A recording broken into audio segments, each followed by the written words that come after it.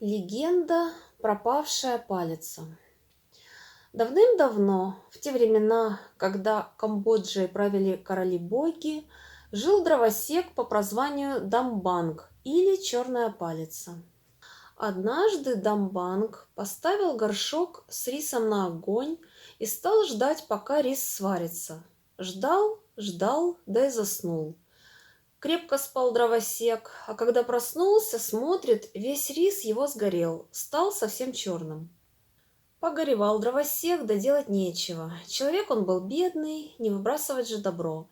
Уселся поудобнее и съел горелый рис.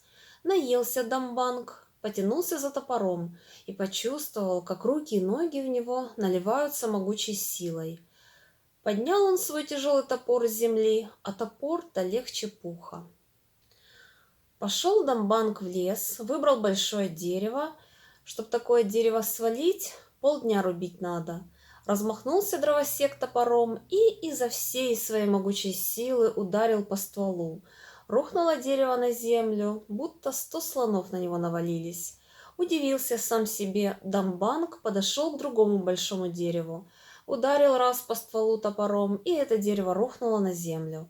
Повалил Дамбанг еще 10 деревьев, сила не убавляется, а только прибавляется. Тут бы ему и остановиться, а он все валит и валит. Росло в лесу священное дерево Кранхаунг, король среди деревьев. Это было очень большое дерево с толстым, гладким и совсем черным стволом. Сила отняла разум у Дамбанга. Размахнулся он топором и повалил Кранхаунг. Потом взвалил на плечо, как будто это был мешок дикого батата, и потащил в деревню.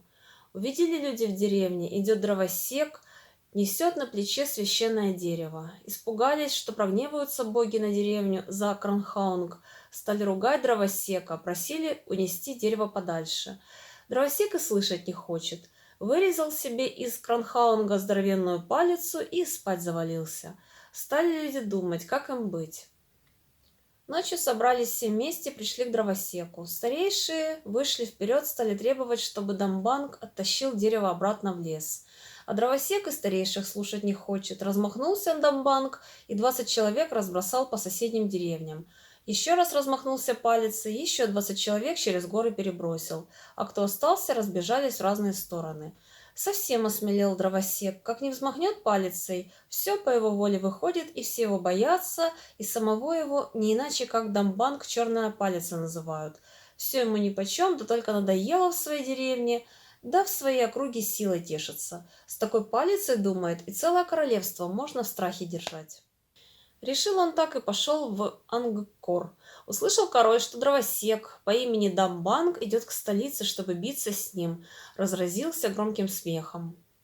Созвал самых грозных военачальников и повелел им встретить дровосека впереди войска, да хорошенько проучить его.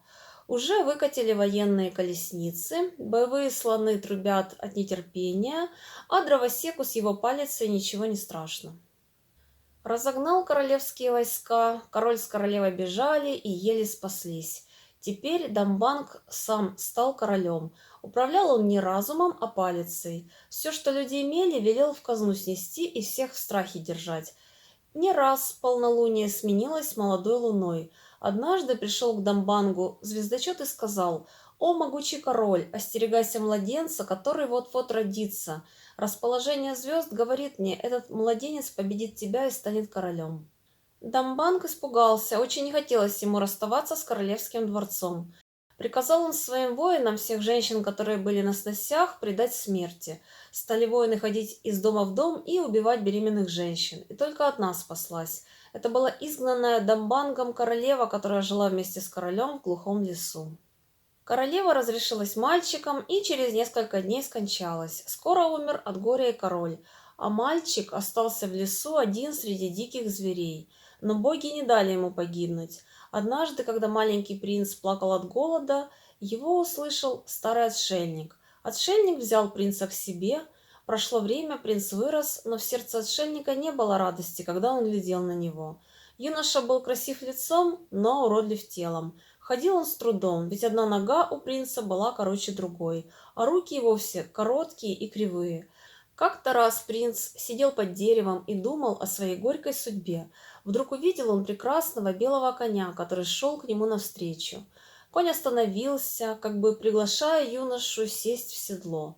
Принц покачал головой. Как может он, урод, оседлать красивого, сильного боевого коня? Конь не уходил. Тогда юноша поднялся на ноги и протянул свою кривую руку, чтобы погладить коня. И как только дотронулся он до уздечки, о чудо из чудес, рука выпрямилась и налилась силой. Потом и другая кривая рука стала прямой и сильной. Короткая нога вытянулась и окрепла. И тут принц заметил, что к шее коня привязан узелок. Он развязал его, там лежало королевское платье и макот. Принц надел платье, оно пришлось ему как раз в пору, сел он в седло, конь поднялся на дыбы, победно заржал и взвился в воздух. Быстрее ветра летел конь в Ангкор, хотя руки всадника спокойно лежали на его холке. Молва принесла Дамбангу весть о том, что юноша в королевском платье приближается к Ангкору. Вспомнил он предсказание звездочета, схватил палицу, выбежал из дворца и увидел боевого коня с прекрасным всадником на нем. Дамбанг швырнул палицу, чтобы сбить принца на земь. Конь взвился в воздух, и палица пролетела у него под ногами. Летела она долго-долго, пока не пропала. Как только палица пропала, лишился Дамбанг чудесной силы. Принц соскочил с коня, готовый сразиться с противником. Но Дамбанг повалился на колени и запросил милости, и великодушный принц простил его. Опять стал Дамбанг дровосеком, принц же наследовал трон отцов. Пропавшая черная палица, выточенная из священного дерева Крангхаунга, упала на землю далеко-далеко от этих мест. И в тех местах, где она упала, рис самых разных сортов стал расти сам по себе, всегда богатый зерном. Жители королевства дивились щедрости этого края и вскоре отстроили в нем большой город. Люди назвали его Батамбанг, место, где упала пропавшая палица.